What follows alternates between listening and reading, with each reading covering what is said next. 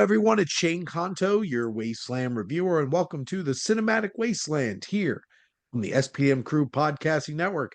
And this is our monthly show where three guys' passion for film takes us through the history of cinema. And joining me are my co-hosts. It is Adam. Nice to see you, Luke, and nice to see you too, Dorothy's Bornak. Thanks for hosting. What do you do for a living? I'm a stand-up philosopher. What are you, a bullshit artist? And our other guest, host, I know, Luke's a host. I don't know what the hell I'm saying. Luke, welcome.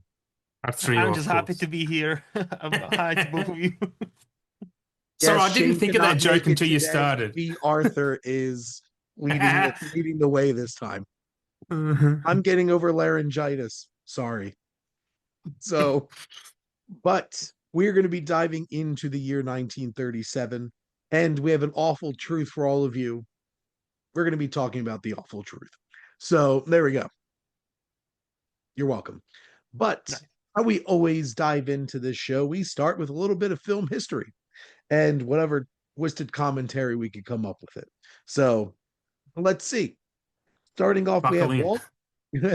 We have Walt Disney's Silly Symphonies short animated film, The Old Mill, was the first cartoon to be produced with a $70,000 multi-plane camera, which gave an Mm. increased sense of movement and depth of image, facilitated panning shots, and enabled more elaborate effects. It won the Academy Award for Best Animated Short Film in 1938. I've seen the videos of how that was filmed through the. I'm not sure if you guys have, but there's like three panes of glass, so it shows the depth of field, but it's shot from up above and zooms through. It's fantastic. It's such genius work, especially for the time. I'm surprised they already had like a best animated short category in Mm. 1937. Hmm. I guess that was the thing back then. There weren't enough feature Yeah. animated films, but Walt Disney had been playing around with animated shorts for at least 10 years at that point. They were Hmm. pretty And common in cinemas though for many years because they played before the feature. They had like a card. Yeah. That's where Looney Tunes came from, and the same thing. Yeah. Hmm. bibbly, bibbly, bibbly, bibbly. That's all, folks.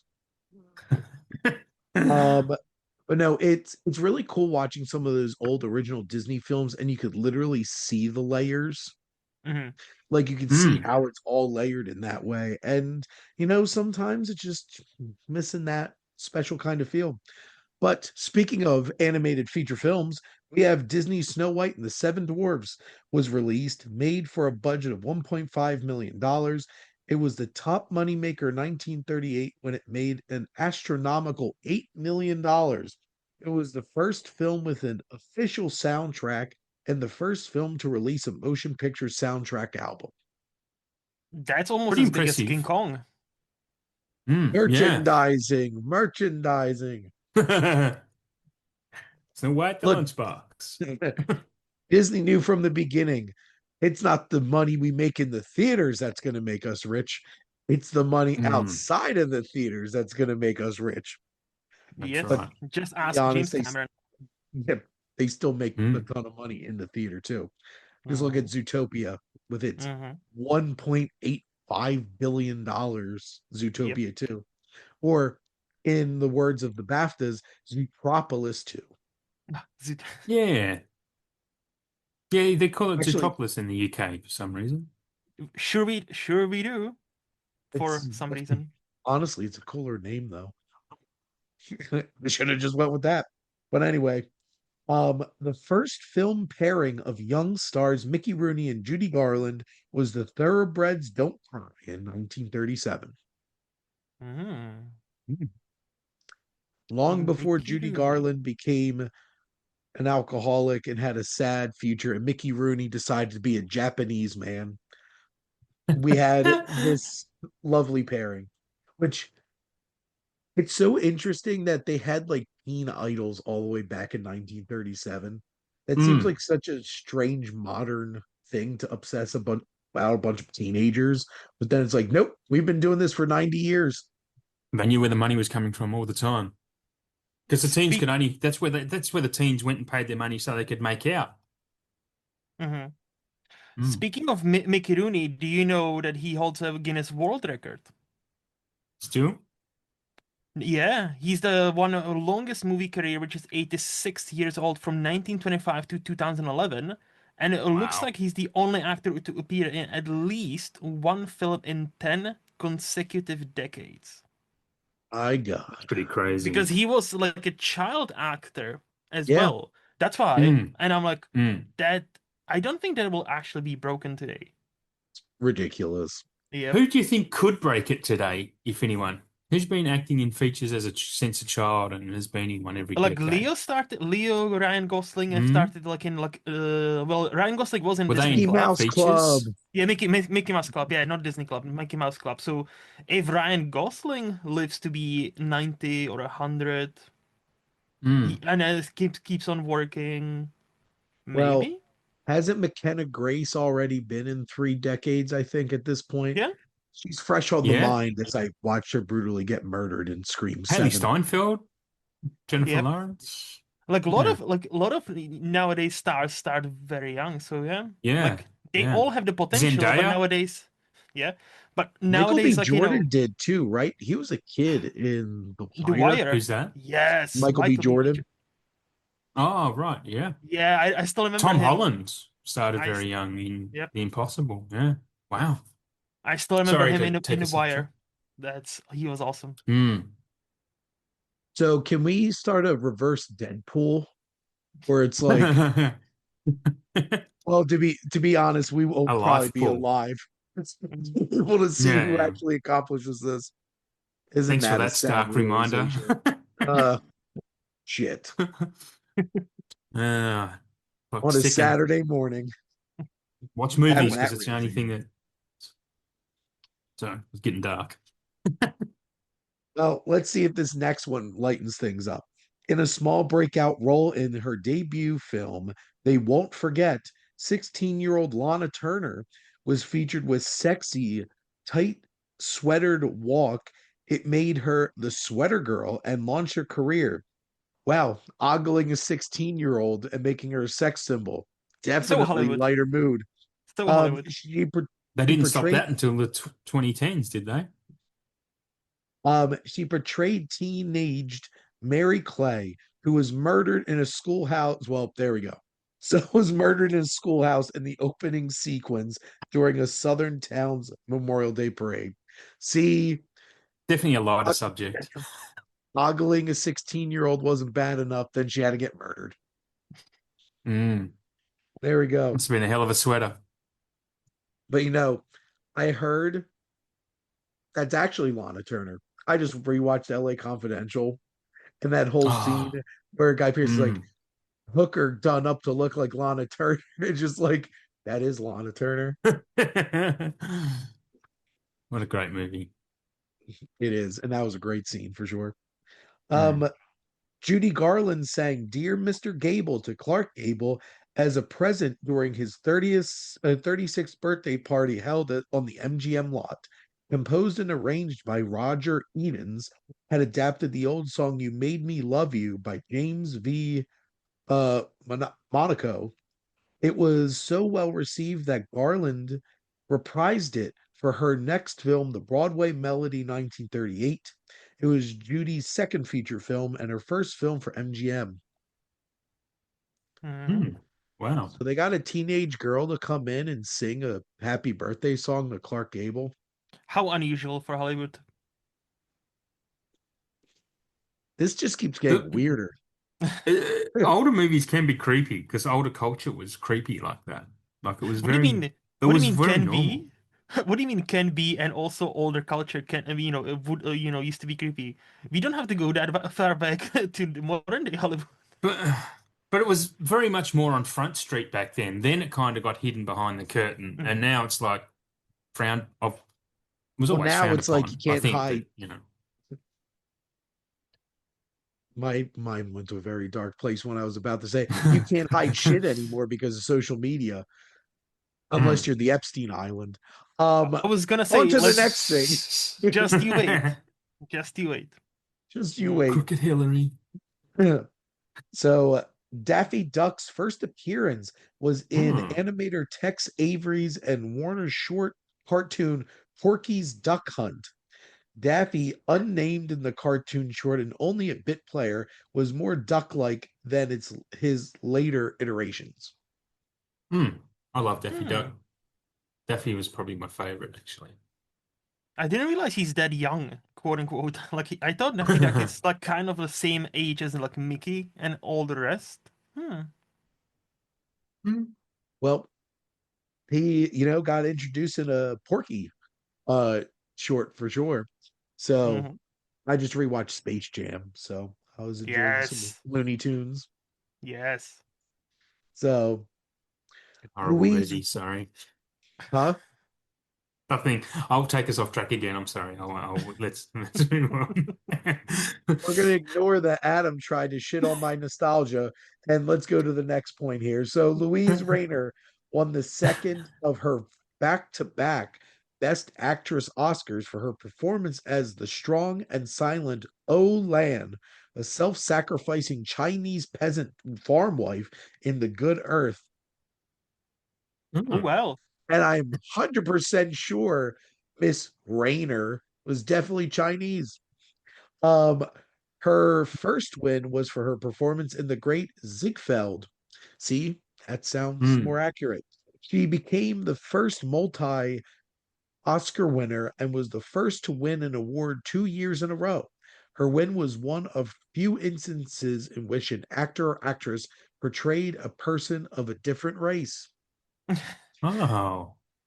I do like how that is, just a quote like, "Oh yeah, that kind of happened." I'm like, also that I find it fascinating that like, it was a woman who won the first two back, not only back to back, but first like, actually like, being multi-Oscar winning performer. Hmm. Hmm. Good for her, except for the Like part where she played a Chinese woman, but whatever. that's what I'm saying. Like Hollywood is such a weirdly progressive place. Like it's so weird, but it's kind of progressive, but it's kind of how they go about it most of the time. It's so very weird. So it's like, okay. They put on the facade of being progressive. Hmm. That's They do that pretty well, That is true. mm. to be honest. Mhm. So, during his long film career, top star in the mid 1930s Clark Gable was often paired with Myrna Loy. He appeared with her in 7 films. In a poll taken by newspaper entertainment columnist and radio star Ed Sullivan, later a legendary TV variety show host in 53 newspapers in 1937, 20 million fans voted Clark Gable and Myrna Loy as the king and queen of Hollywood. This couple was presented with crowns by Sullivan on the steps of the El Capitano Theater. However, there were allegations of rigged voting and substantial cash contributions from MGM. The title of king remained with Gable to his death and then was passed on to Elvis Presley. I don't know if that was official, Hmm. but Hmm. there we go. Oh I wow. wonder if, when there were allegations about rigged voting, like, did people also shout "Stop the count"? I wonder about that. I heard that they stopped in mail in voting. Mm. Oh well. And I also heard your votes didn't count if you didn't have the same last name on your birth certificate. Ah.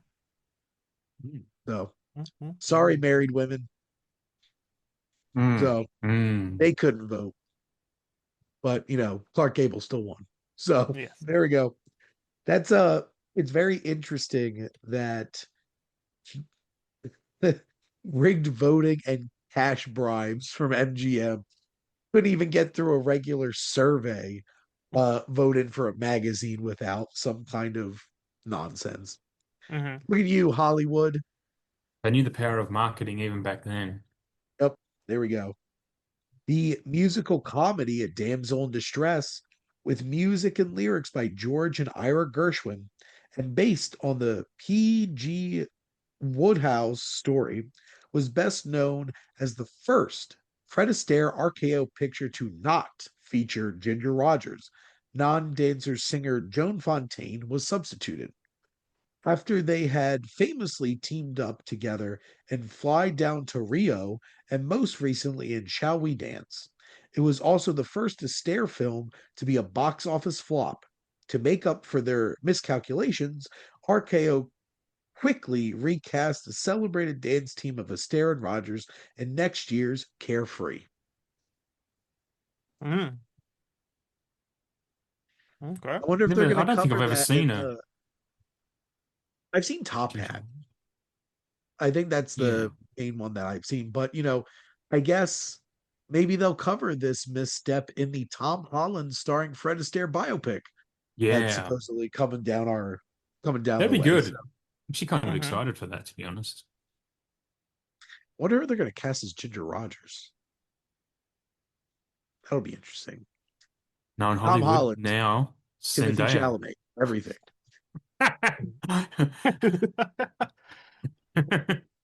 That would kind of be perfect, to be honest. I would. I mean, I'd watch it. And they're Yes. like, and why do they call you Ginger? I guess because I'm Irish. Yeah, exactly. If Excellent. Shawshank could I do it, love this unreasonable it. movie can do it too, okay? Absolutely. There we go. Lupita Nyong'o will play Ginger Rogers. Oh, let's not open that Helen's Pandora box. Hmm. Uh, just piggybacking off that drama. When I watch movies about my mythology that most likely didn't exist, I want everybody to be white. Yes. Thank you, Luke, for reinforcing that point. Despite the Well, it's fact not that, even like, that. It's not even that they want them white. They want them to be Greek. And I actually called someone out on, I think it was Threads. That was like, I said, would you go watch it if some unknown Greek actor was in it? Like you'd actually now you all I'm these going to stars are in it. see You're more Annie likely to go and watch it. Hathaway's, though, and nobody's going to tell me any different. But honestly, they wouldn't even, the movie wouldn't even get funded if it was with unknown actors. It wouldn't Yeah, be made. So imagine Christopher Nolan and a bunch of Greek actors. Just yeah, like yeah, that no one knows about this with $200 Christoph million budget.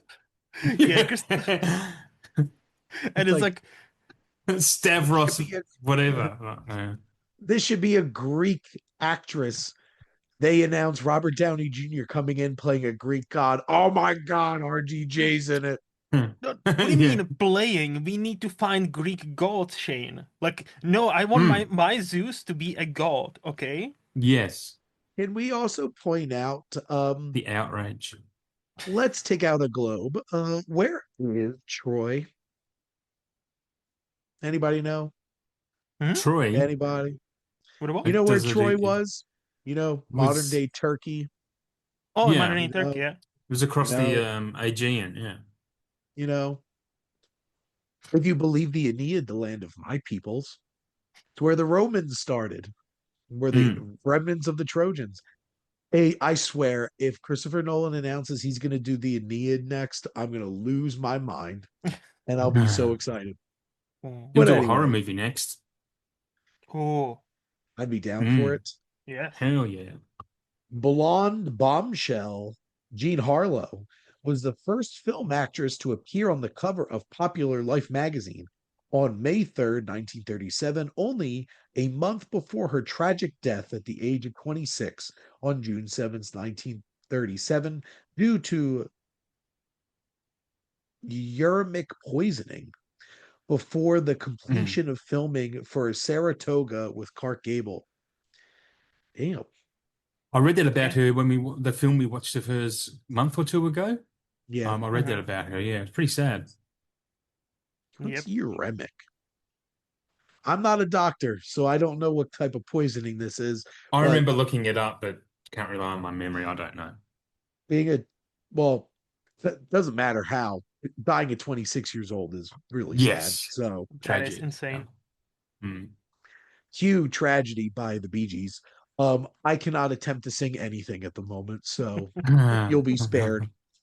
Um, the first three-strip Technicolor film shot in Europe and the British Isles was the dramatic romance Wings of the Morning. Hmm. Good for Mm. you, Europe.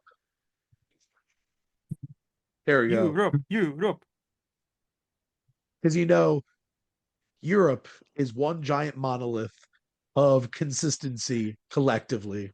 That reminds me of that meme. Like, what do you mean you're going for a holiday in Europe? Like, are you going to Paris? Are you going to Southampton? Like, be more specific. Like, those are two different places. Are you going to like Western Russia? Or are you going Yes. to like Monaco or something like that? It's Mm-hmm. just like, where are Yep. we going? Yep. Yep. So these things are very different. Uh Mm-hmm. Chester Gould's comic strip police detective character Dick Tracy made his first appearance in the film Dick Tracy, a Republic Pictures movie serial starring Ralph Bird. I've heard. What a great name. Yeah. I'm not super familiar with Dick Tracy, to be honest. Like, I'm No. aware of the movie Yes. that came out, and I don't think I've actually sat and watched the whole movie Dick Tracy. But The Warren very Beatty popular. one? Yeah, I don't think I Yeah. ever did. I heard it was pretty terrible, so I never bothered. I actually watched it. I didn't like it's not great, but I don't think it's like terribly bad. Like it's fine. Mm. Like it's one of those like, hey, how do we adapt these comic book movies? Like how do we actually adapt comic books? Make it It look was like the just comic before. Yeah. book. Yeah, it was just before. It was like in the early Was 90s, it if pre I remember. was post Batman, right? Yes, it Well, was post post Superman. Batman. No, it was Mm. post Batman as well. I think it's in the Yeah. 90s. Yeah. I think they were trying to lean into that Because comic there were book like quite a few in the world. 90s where like, oh, with Batman, Tim Burton cracked it. Look, we can make Yeah. comic book movies, and then they made a Mm. shit ton of them, and most of them were not great. And it's like, Phantom. oh well. Until Sam Raimi showed up and like, hey, let me show you how to Yeah. actually do this. And Yep. And X-Men. then Wesley Snipes showed up in 1997. It was like, Well, yeah, Wesley, Yes. Blade. Blade. There Yeah. can only I'm be pretty one sure Blade. a lot of people don't Blade. even realize that it's a comic book movie, to be frank, honestly. It was But so fucking cool. I didn't realize that until, yeah. But I wanted to be Blade when I first watched that movie. I was like, it that motherfucker is Well, cool. actually I'm saved sorry to Marvel break from this to you. bankruptcy. Yeah, it is. Yeah, it is. I don't know if you can be Blade, Luke, No, in nobody can. 2026. Also, as Wesley himself pointed out, there's only one Blade. I'm pretty sure Mm. Wesley Snipes is he is sabotaging Mahershala Ali's Blade movie. It's the I, only conceivable way that I can't imagine that they could actually put a Blade movie together. Like, how hard is it to write a Blade movie? I think, conspiracy theory time, I think he put a curse on that production. That's why it's shut down. He's Mm. like, if it's not going to be me, there's never going to be another Blade. So Exactly. there you go. The first issue of the comic book Detective Comics was published in March 1937. In March 1939, Detective Comics introduced Batman. In issue number 27, Batman was the first DC Comics character to have his own serial, Columbia Pictures 15 episode serial, Batman. Batman, Batman, Batman. How many more times can I say Batman? At least Batman. twice. Batman, Mhm. Batman. Um, Louis Louis B. Mayer of Oh, there you go, MGM Louis Batman. Studios had the highest salary in the US at $1.3 million. Damn. Nice. He would have had He a big made a house on the lot of hills. he made a lot of money to go around, ab- emotionally abusing Judy Garland 2 years later. I was gonna say, was that the same guy? Yeah, it was. It wasn't it? Yep. Yep. What a guy. He earned that $1.3 million. dollars. What a man. What a man. Six, the original members of the Dead End Kids, young New York actors Hunts Hill, Dippy, Billy Hallup, Tommy, Bobby Jordan, Angel, etc., reprised their 1935 to 1937 Broadway stage roles in the Hollywood film version UA's crime drama Dead End, opposite Humphrey Bogart. It was the first film appearance, and they went on to make more films, including Warner Brothers' popular Angels with Dirty Faces. They would Mm. also adopt other names for the group, such as East Side Kids, Little Tough Guys, The Bowery Boys, etc., etc., etc. Fascinating. Bunch of fun kids. Mhm. And lastly, producer Jed Bull's Harlem on the Prairie was billed as the first all black Western musical of the sound era. It was a singing cowboy film. It was the first all color picture to play on Broadway in a first run theater.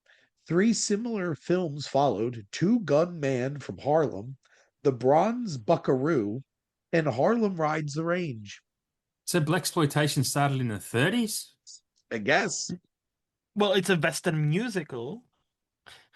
Damn, I cannot imagine a Western musical, but I kind of want to check it out. Blazing Mm. Saddles? I was I was gonna make Yeah. the joke like, oh, just before Oh 40 no, years isn't before Paint Your Blazing Wagon? Saddles.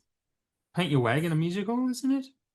It isn't a bad one, Yeah. except those are white people, so they screwed it up.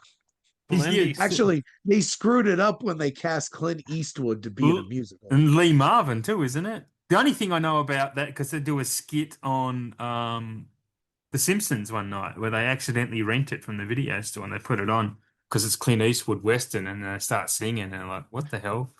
Anyway, they do So, something else. Good even more episode. importantly, it's about a thruple. How progressive. Oh, Wait, Yeah, the Paint wow. Your Wagon or the oh, Eight Year Wagon ends with them being in a thruple. I'm just Oh. it's like, on my it's on my shelf to be watched, Shane. Okay, like no spoilers. No, I actually Yeah. bought like a Clint Eastwood collection, and I'm pretty sure Paint Mm. Your Wagon is one of the Blu-rays and it's included, so I will watch it. Ah, I have a Clint Eastwood there you go. collection too. Hmm. Well, that's all the film history that I have for you folks. That's all, folks. So, next up, we got a little box office here. So, we already talked about how Snow White and the Seven Dwarfs was the highest grossing film.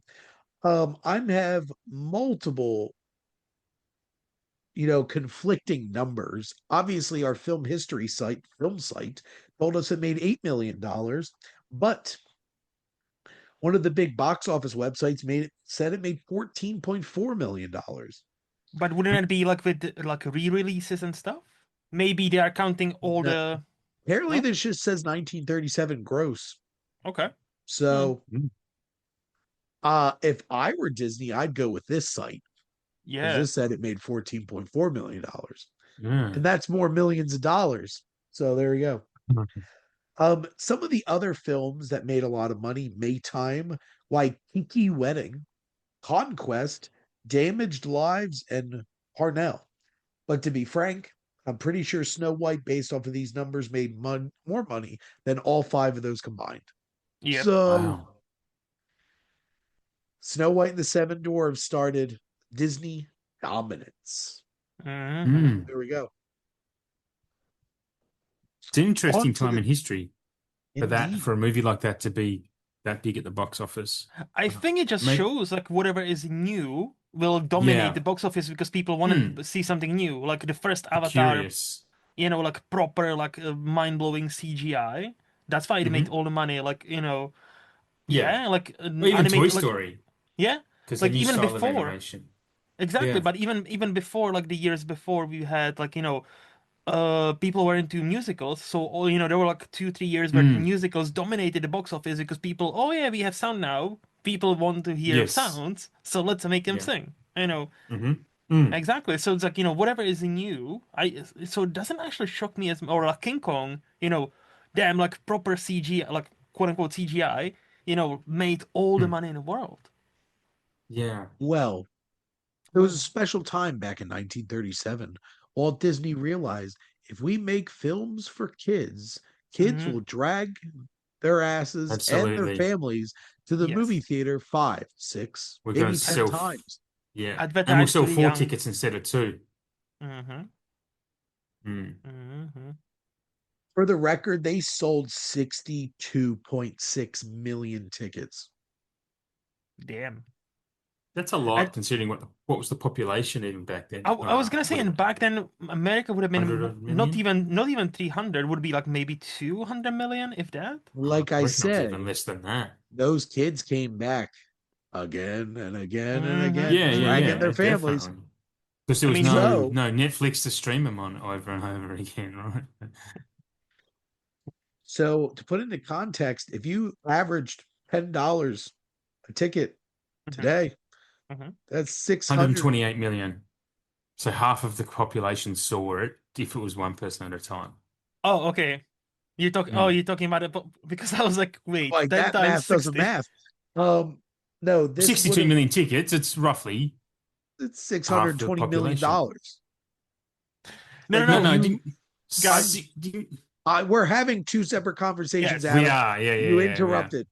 So this It's not sold like me. So 62 million tickets. If you yes. did that at $10 a ticket, that's a $620 million movie. I just did a quick Yeah. math. It checks out. Yes.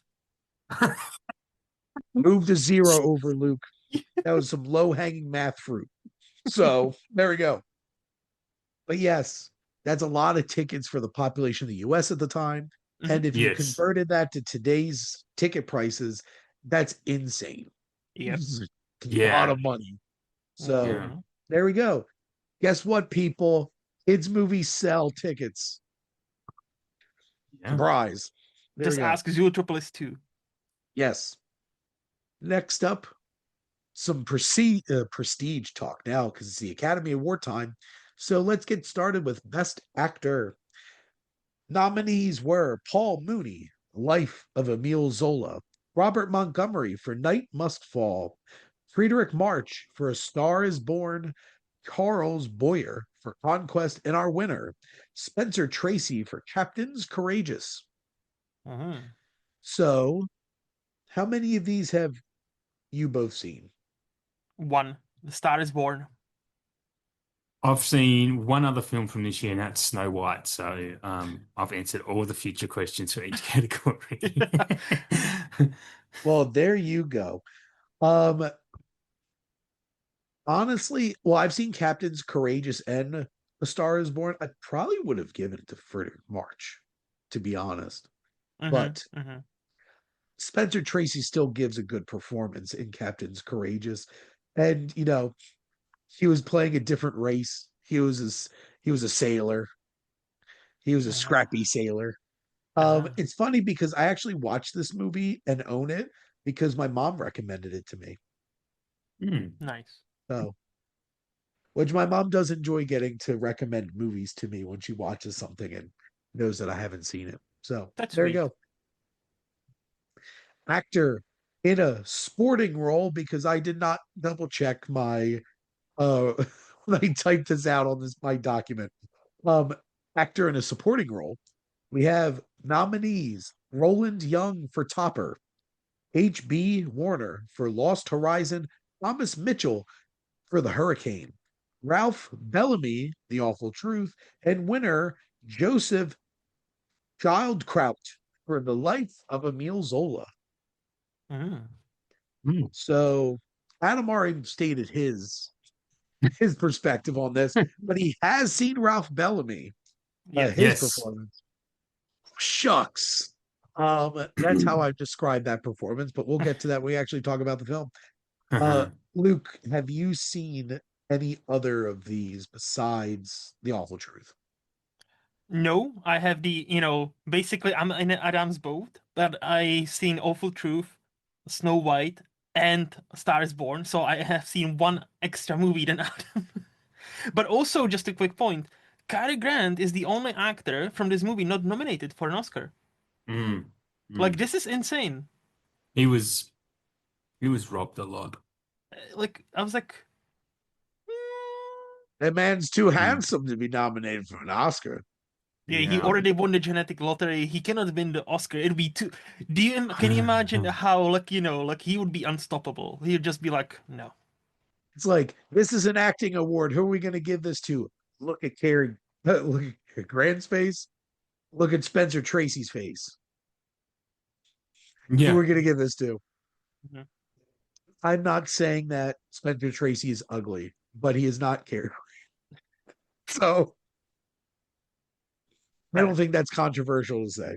But I've actually seen three of these films. I've seen Topper, The Hurricane, because The Hurricane's a John Ford film. So Aha, I've of seen course. them all if they still Of exist. course. And I've Mhm. seen The Awful Truth. Honestly, the Roland Young role is a lot of fun. This Topper's a lot of fun. Watch that because of Patrice. Uh, and I would probably give this to Thomas Mitchell for The Hurricane. Thomas Mitchell was like the premier supporting character actor because he was Mm. in this. It's a Wonderful Life, Stagecoach, and Mr. Smith Goes to Washington. All of them. Mm. So, best actress, we have Barbara Stanwyck for Stella Dallas, Janet Gaynor for Star is Born, Greta Garbo for Camille, Irene Dunn, The Awful Truth, and famous Chinese actress Louise Rayner for The Good Earth is our winner. Mm.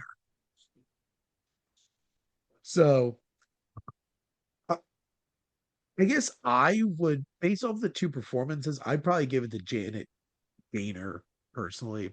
I really like that original Star is Born is a It was really good very good. movie. Has Yes, really yes. strong performances and everything. Mm. But Irene Dunn is very good in The Awful Truth. Hmm. Next up, we have actress in a supporting role. We have Dame May Whitty in Night Must Fall, Claire Trevor in Dead End, Anne Shirley in Stella Dallas, Andrea Leeds in Stage Door, and winner Alice Brady for In Old Chicago. Wonder if they made a prequel in Young Chicago.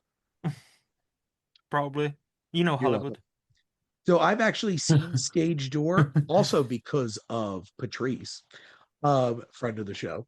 So by default, I guess I would give it to her. She did give a really good performance, and her character is quite tragic in that film. Mm. Next up, we have directing. We have William Wellman for A Star is Born, Gregory LaCava for Stage Door, William Dieterle for The Life of Emile Zola, Sidney Franklin for The Good Earth, and winner Leo McCarey for The Awful Truth. I've noticed that. I'm like, this is a Yeah. back-to-back for us. We've done movies that only won for Best Director. What an interesting little Yeah. nugget that is. Yeah. And we did not plan it at all. Did Victor Fleming win the next year? I'm just assuming because he had both Wizard of Oz and Gone with the Wind. Mm. It's going out on Let's one have a there. look. I would probably give Find it out next to month. find out next month. Shameless plugs. Wait, Love would it to next month? No, 2 months. Next month we were doing 38. correct. Not 30. See, even further out marketing. Come back Yes, next month, the following month, and you'll get your correct. answer. Um, I would probably give, since I've seen three of these, I think I'd probably give it to William Wellman. I I I'm big on Star is Born from this year, Hmm. obviously, as you can tell. Next up, we have writing screenplay. We have Dorothy Parker, Alan Campbell, and Robert Carson for A Star is Born, Maris Freikskin and Anthony Vaylor for Stage Door, John Lee Mayhem, Mark Connolly, and Dale Van Every for Captains Courageous, Vina Delma for The Awful Truth, and winners Norma Riley Rain, Heinz Harold, and Geza Herzeg for The Life of Emile Zola. And tell me they're not all a bunch of Germans.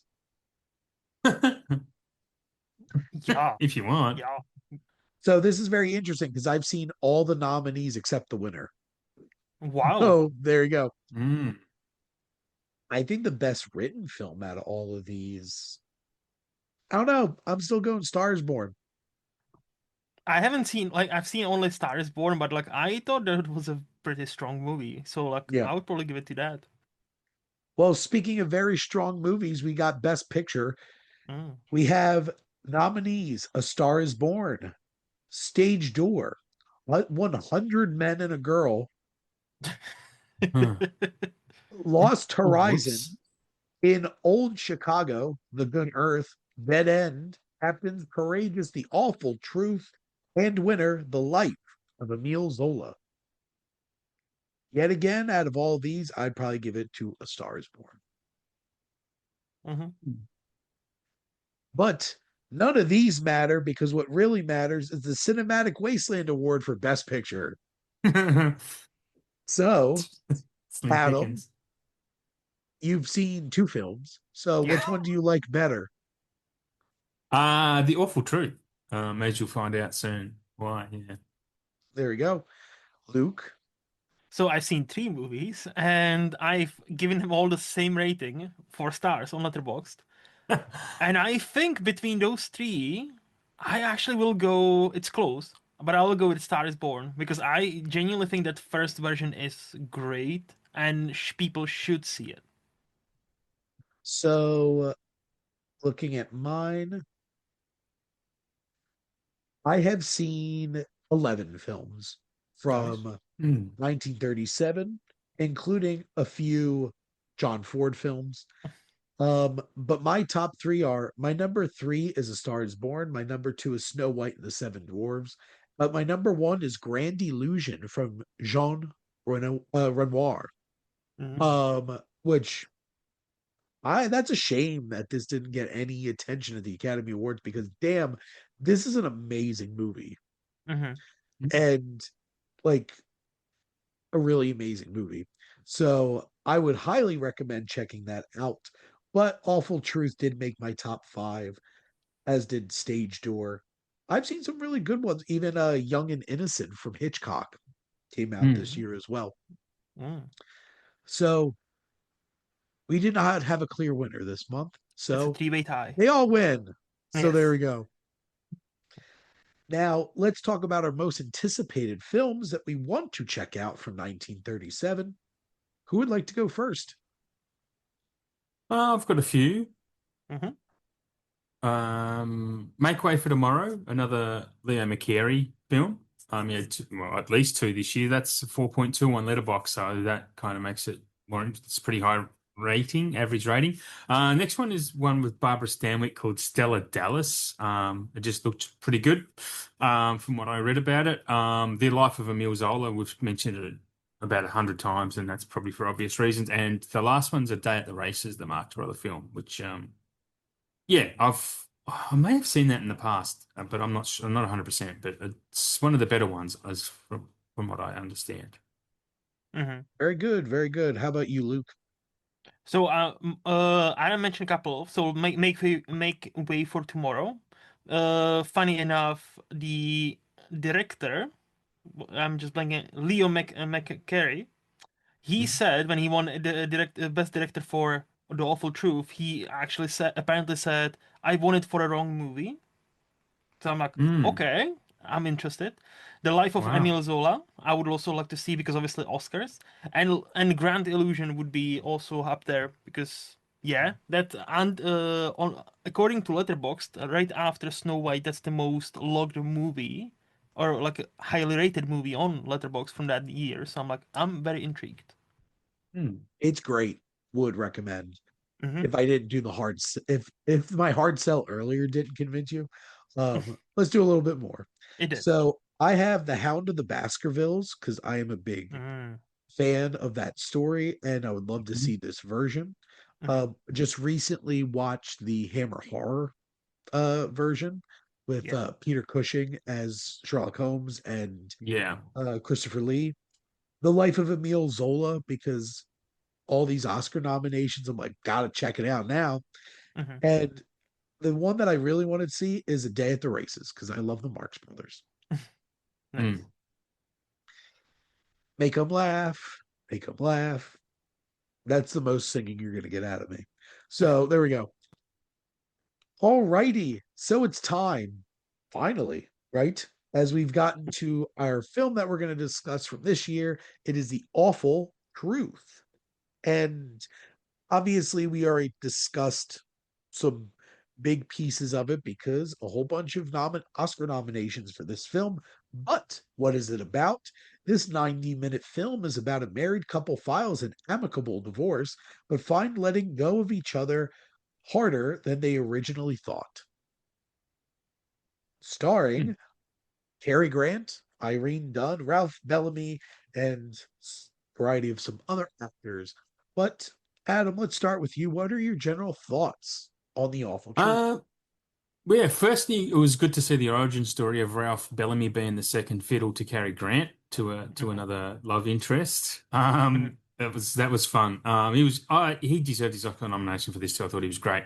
It's a really charming movie. It's very funny. It's very well written. Like a lot of the bickering, a lot of the there's like this really whip crack smart type of back and forth banter between the main characters. It's just a really fun movie to watch, and I've actually got it in a cart ready to buy the Criterion of this at some point soon. So yeah, liked it that much that I kind of instantly went to buy it. I'll leave some other comments till later. What about you, Luke? So pretty much copy and paste what Adam said. I said in my letterbox review, this is like the definition of charming. Like, I really liked it. I only thing that's stopping me is like I like to call these movies like one premise movie, meaning you can tell from like the first minute or two what the movie is about and how will it end. But because of the cast, because of the writing, and even the direction, like there are some Hmm. nice, clever choices where it's like, oh, this is so charming though. I don't mind that it's a bit predictable here and there. It's funny. It's again charming as fuck. Like genuinely, like one of the most charming movies you will ever see. What about you, Shane? So, as it's funny because as Adam was talking about, I'm like, I don't think I wound up putting this on my to get list. And I would have remembered because it's like, Ah. I'm going to get the criterion of this. I'm like, I look up the criterion for this. Also, side note, it has a very charming criterion Mm. cover. Really Yeah, like it's that. cute. Yeah. So we're gonna buy that eventually. I'm on a I'm on a not spending a ton of extra money after a 14% pay cut. So Mm. no movie buying for me for a little bit. But Mm. this film, I liked it well enough that I wanted to add it to my collection. This is not one of those screwball comedies that's gonna break the mold. Like this Mm. isn't one of like I don't put this on like the same level as like Bring a Baby and Mm. Ball Fire and His why Girl am I Friday. yeah. I kept thinking the front page. I'm like, why can't I remember the name of the one with Cary Grant in it? And Ralph Bellamy in it. But like it's not on that level, but this is really charming. Mhm. And Mm. one, Cary Grant is very charming. There was one Mhm. moment in this movie that got me was when Alexander Darcy's Armand is there, sneaks into the back room. Mm. And then Jerry comes in, Cary Grant's there, Yeah. and then he sneaks into the back room. Yep, yep. And you're Yeah. like, oh my God, are they going to get in a fight? But no, they're being silent, civil. He hands Armand his hat and just whacks. I'm Yeah, just it's like, great. that got me. I'm like, the building up of the silence and then the whack. I'm just like, Was it? It leads up well because of her when he's trying to wear the hat and he's like, "Has this Oh hat yeah. gotten bigger, basically? Try yeah. turning it around." And like his just ears are poking out from it. And it's Now it's and then more he's like becoming. realizes. Yeah. Yeah. Yeah, yeah, There, yeah. there's It's like great. there's moments like that are a ton of fun. I Mhm. I'm not familiar with Irene Dunn, but I think she does a really great Mm, job in this film. I mm, think she has really great chemistry with Cary Grant. I think she really shines when it's the third act of the film Mhm. and Cary Grant has this new woman and this high society party and Irene Dunn shows up pretending to be his sister and she's putting on this yes. character and I feel like she really shined in that sequence of the film. Ralph Mm, Bellamy did a lot of fun is like the moment where like she finally agrees to kiss him and he's being like yes. and, like Yes. he's like the most I'm from a small town kind of all shucks kind of Hmm. guy. Yeah, yeah, And he plays that really well. The cast is yeah. great. They have great banter. The story is not complex. It's two people are going to get a divorce and then learn that maybe they didn't completely fall out of love. Hmm. And, you I know, think from the I think from the very start, like my first note of this film was that they're getting a divorce out of spite for each other to see who can win the argument. They're never not in love the entire time. It's kind of like a competition. Yeah. And sorry to but in over you. yeah, But I don't know. I have that disease. If I don't say it, I'm just going to forget about it. But it actually reminded me a lot of the movie we watched a couple of months ago, The Thin Man. Just the relationship between the two leads, how it's just they're very niggly and bantery at each other, and it's just. I kind of like watching those relationships on screen, and this one actually maybe does it a bit better than The Thin Man. But yeah, sorry, just touching on your point there. yeah. Hmm. And like it's one of those types of things where it's like this I love screwball comedies from this era because the Mm. whole concepts of these films is just like this couple won't stop an argument, so they're gonna get divorced instead and go on a whole bunch of Yes. shenanigans afterwards. I'm like, Yeah. you don't see rom-coms like that anymore with like fun little concepts like that. They're all the same goddamn Yep. movie Yeah. over and over and over again. And you're just Mm. like, I want more movies where the only the only professor out of a group of professors writing a dictionary has social skills and winds up falling in love with a cabaret singer who's actually probably the girlfriend of a mobster. Like Ball of Fire. We don't Hmm. get stuff like that anymore. It's just No. like they're fun Mm. little concepts that you milk a lot out of. And Yeah. like I had just recently rewatched Intolerable Cruelty from the Oh Hmm. Coen yes. brothers. And like that Yeah. is a legit screwball comedy. It's underrated. It's a famous divorce lawyer falling in love with a woman who just divorces rich guys. Like Yeah. that is a fun screwball comedy setup. And Yeah. the Coen brothers obviously like screwball comedy, so they made it. But Hmm. this has a fun little concept. It has a really good cast.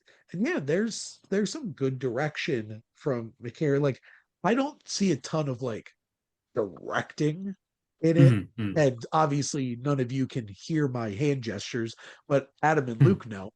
It's like, it's not flashy. I'm a little surprised this won Best Directing. Hmm. Yeah. And apparently, McCary was also surprised this particular movie won Best Directing. Yes. But But I had a lot of fun w- with it. yeah, same. Like same. I was gonna mention. So you said, "Oh, I like the movies from this era, like the screwball comedies, because of," and you mentioned your reasons. What struck with me and why I think like them with a different from a different reason. There was a scene I can't remember what he does, like, but Cary Grant does something funny. Like I think it was like with the piano or like he fumbles over something, and the lead Irene actually laughs in the scene, Oh right? yes. But she Oh, he laughs falls over so the table while she's yeah, singing. yeah. But Yes, it's great. she laughs so like wholeheartedly, Yes. which I think this is the something we're missing from comedies. Like because nowadays comedies are like, oh, something funny happens, but it's usually something awkward Mm. funny, so everybody feels ashamed, or everybody feels awkward, so they cannot laugh and all that. So I'm like, Mm. but this is something we don't see. And I apparently this director's style was very, hey, we don't have to have a script. We improvise a lot of scenes, and that's why Mm. Cary Grant wanted to get out of this movie apparently for until he Oh. got used to it. And so many things you see are improvised. Many things you see like, oh yeah, no, this was fun. We'll keep this in a movie. I'm So glad he didn't. yeah, I'm glad he didn't get out of it because it made him a better Yeah. performer in his future but movies. Like he must have loved it. well, Yeah. yes, and this movie made him a star. So this apparently is the Yeah. movie that made him like a because this movie made a lot of money, not as much as Snow White, but Not this Snow White apparently money. yes, yeah, no, that's Snow White money, correct? But it made still a shit ton of money for the studio and helped establish Cary Grant as the movie star Mhm. he will become, right? Yeah.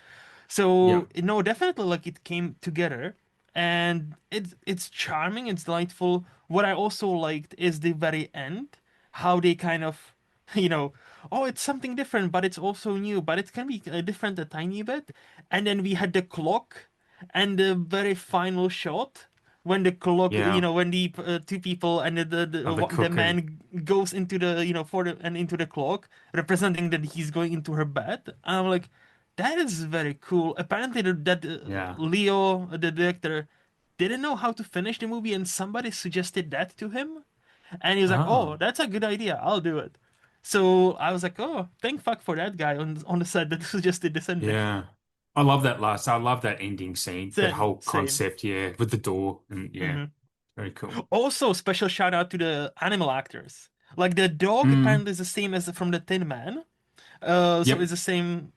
And the cat at the the end, like when the cat is holding the door, I was like, that's kind of Yeah. cute. That's so fucking cute. So shout out I to was just about to animals. bring up the dog because that Yeah. dog was Yeah. adorable. And Yeah. that's such a fun little motif throughout the film with the Hmm. clock Hmm. and that aspect coming back. And I love little clever things like that, adding Hmm. some Mm. dimensions to it. And that whole third act of this movie where she's like aggressively trying to like hook him back in and Yeah. pull him back into this, the whole like getting pulled over by the police and Hmm. all those shenanigans. It's just so funny because nothing will make you realize, apparently in movies, nothing will help you realize how much you love somebody than watching them with somebody else. Yes. Mm-hmm. Mm-hmm. Yep. And that's this movie Hmm. is them Mm. creating turns, watching them with somebody else and then getting jealous about it and being like, no, I don't think I will get divorced now. And both And of them just happen to snatch like rich wannabe partners as well. I'm like, oh, that must be nice. Mm. That must be so nice. now the long con Mm. would have been they each get married to the rich people, Hmm. divorce them later, and then pull resources when they get remarried. Yes. Well, Kerry would lose half his stuff again, but she'd gain half of Ralph Bellamy's stuff, which is probably going to be more because he's like an oil guy, right? Hmm. Um, yeah, That's the not a remake we bad want to idea. see. It's a, that's the true ending, and then you still end on the clock after they get remarried. Yeah. Um, and that's them consummating the marriage in the clock. Um, Hmm. but I appreciate Cary Grant for that pratfall through that table Hmm. because, like, Mm. how many really famous leading men would embarrass themselves like that in that kind of way? And like, it's Mm. so funny because my first perspective on Cary Grant was North by Northwest. Hmm. So like that's the Yes. Cary Grant I saw. Yep. Yeah. Suave and together. And he's not particularly like zany or fun in No. that film. And then me going back and watching Arsenic and Old Lace and stuff like Yeah. this, I'm just being like, this man can be a clown. And I love it. Hmm. I Yeah. love that for him. This man shouldn't be this funny and that damn handsome. Oddly enough, Like, the only one I can compare him to, and he's always compared to George Clooney, but George Clooney is like that. Like he can be the very yeah, serious guy and play the he's not afraid to embarrass himself like that, I don't Hmm. think. Maybe he modeled his entire career on Cary Grant, to be honest. Well, he was like, prompted up as like, the new Cary Grant of this Yeah, generation, yeah, right? yeah. So, He had same looks, tanned and yes, yeah, yes, debonair, yes. handsome, but yeah. And to your point, He's Shane, oh, sorry. no, no, no, it's okay. It's okay. Sorry. I was just gonna say, to your point, Shane, according to Peter Bogdanovich, the quite famous director, like he reckons Hmm. this is the first time ever. Like that's why this movie is also quite revolutionary. The leading man does this physical stuff and physical comedy and being silly because that used to be Hmm. delegated to the supporting characters because we Yeah. need or apparently people at the time needed the leading man to be, as he say, oh man. suave, man, Yeah. serious. They cannot be silly. But Well, so that's what's another like a huge risk for Cary Grant. I'm glad you brought that Peter Bogdanovich because he did that with What's Up Doc with Ryan O'Neal was playing that type of Cary Grant character while he had the Manic Dream Pixie Girl with Barbara Streisand, Yeah, and because he basically is just Cary Grant from Bring Up Baby, right? yes, yeah, Like, yeah. Maybe a mixture of all of them, to be because he's honest. like, Of all of, because if I remember correctly, Ryan O'Neal's like a geologist. He he's loves very his stuffy. rocks, Yeah, very stuffy, and but Cary yeah, Grant's an archaeologist and a yes. Oh yeah, paleontologist. yeah, So, yeah. like, We did that, an episode on your show about what's this. up, Yeah. Doc? Yeah, that Mm. that had to be like a one-to-one specific reference to that. It would have Uh, to be. If you haven't, have you seen it, Luke? What's up, Doc? No, that's why Because you I'm. should. I Please know, run no, to I it. know. It's Yeah. one of those big classics I'm aware of. I'm like it's Yep. on many lists I track to what I'm gonna watch. So like I know, and I know I need to get to it, but I don't think it's streaming anywhere. So unless I, put on my pirate hat or You can buy get a a Blu-ray Blu-ray. of it, Yeah. I've got a and German Blu-ray of it actually because I wanted it that bad. back to the Yeah. Germans, yeah, yeah, yeah. Yeah. Well, yeah. Germany yeah, get a lot of great releases that no one else does. It's yeah. Yeah, it's not streaming anywhere for free in the UK. Mm. Internet is a wonderful thing. It is. love it. Internet Archive. Find all kinds of fun stuff Yeah. on there. Hmm. Mm. We have anything else we want to say about the awful truth? I think I'm good. Like, charming is the Yeah. perfect word to sum it up, I think. And we Yeah. said it all. We all said it, really. Yeah. Yeah. I've said all of my notes are exhausted. Well, then the awful truth is the show is over. So that is another episode here on the Cinematic Wasteland. Next month we'll be shaking things up a bit in terms of the type of film that we're going to be watching, as this one was a ton of fun. But next time, we're going to be talking about Alexander Nevsky from Sergei Eisenstein. So definitely taking things in a completely different direction for 1938. But Adam and Luke, thank you both so much for always coming on and talking movies with me. Always a Pleasure as blast. always, mate. And luckily, this ended on a much higher note than our film history ones because, wow, we started dark. But we ended with a laugh. And thank all of you for listening. Make sure to like, comment, and share on this episode. What is your favorite Cary Grant screwball comedy? There's quite a few of them to choose from. Make sure to follow or subscribe wherever you listen to your podcast. The SPM Crew Podcasting Network is ever expanding. This We have tons of different types of interests on all of our shows, a lot of them movie related. So if you love movies, plenty of those to check out. And each of us are all doing our own things here. And some of us have some new stuff on the horizon. Some of us probably have too many things, as always. But we all have fun. And if you want to join the crew, and be a guest on one of these shows, or you want to start your own podcast and you have an idea and you haven't banished it to a Google Doc like me because I seriously cannot start any more podcasts, you can reach out to us on our website. And if you like our logo, check out my buddy Joe because he does some great work.